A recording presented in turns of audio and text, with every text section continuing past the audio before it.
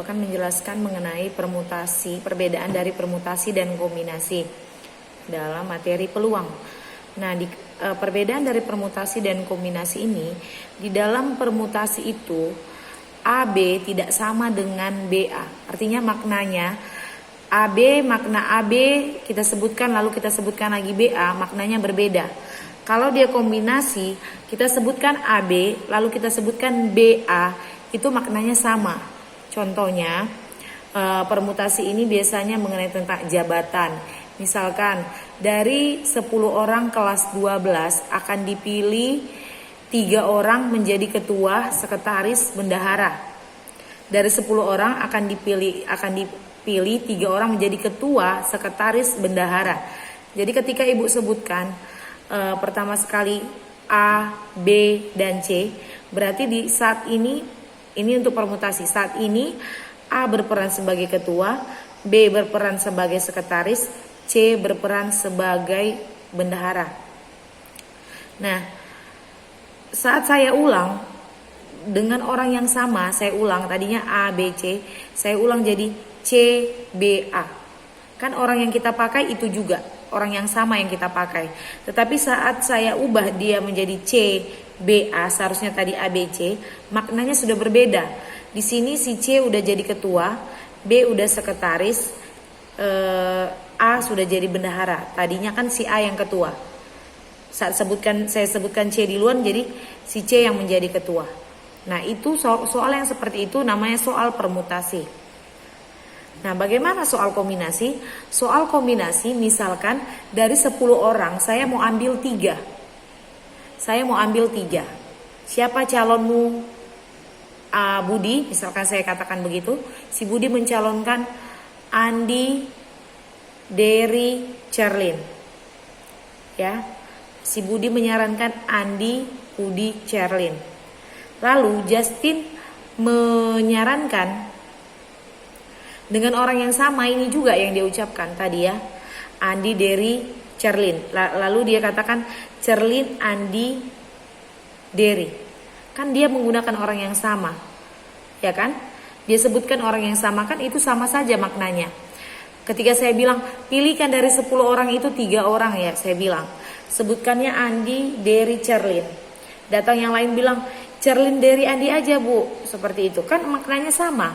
Toh yang dipilihkannya 3 orang, dia tidak memperhatikan urutan, itu dia kombinasi, ya kan? Jadi kalau A, B, C sama maknanya dengan C, B, A, dengan orang yang sama, kalian balik-balik namanya, maknanya tetap sama, itu kombinasi. Tetapi permutasi dengan orang yang sama kalian sebutkan, posisinya kamu ganti-ganti, maknanya berbeda, itu permutasi. Contohnya lagi, misalkan ada 10 orang ingin bersalaman. Mereka bersalaman 10 orang itu. Coba kamu sebutkan siapa dengan siapa yang bersalaman. Misalkan saya bersalaman dengan si Cecilia. Berarti yang kalian sebutkan siapa yang bersalaman? Ibu Heni dan Cecilia. Lalu datang Sonia katakan bukan, salah, Cecilia dan Ibu Heni. Coba kalian anak-anak Ibu perhatikan. Saat disebutkan Ibu Heni dan Cecilia bersalaman, apakah berbeda maknanya jika disebutkan Cecilia dan Ibu Heni? Maknanya sama. Nah, kalau maknanya sama cukup sebutkan sekali saja, yaitu pilih, tentukan atau Ibu Heni Cecilia atau Cecilia Ibu Heni. Cukup perwakilan saja yang dituliskan. Nah, kalau soalnya seperti itu, maka itu dinamakan soal kombinasi. Lalu contohnya lagi. Dari 7 orang akan dipilih 6 orang menjadi pemain bola voli. Jadi pemain bola voli dari 7 orang dipilih 6 orang. Jadi nanti namanya yang kamu calonkan itu mau berurutan namanya atau kamu ganti-ganti dengan orang yang sama, maknanya kan akan sama. Jadi cukup tuliskan dengan sekali saja, seperti itu.